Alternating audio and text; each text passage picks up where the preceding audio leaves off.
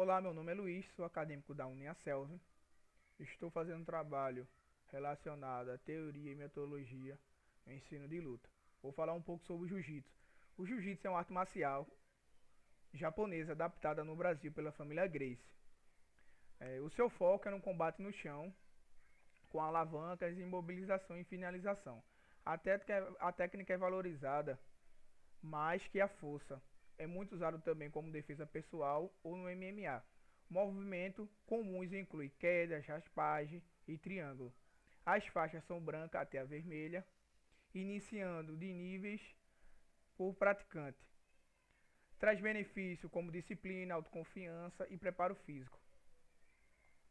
O jiu-jitsu também ensina respeito, estratégia e superação. A seguir, a atividade lúdica.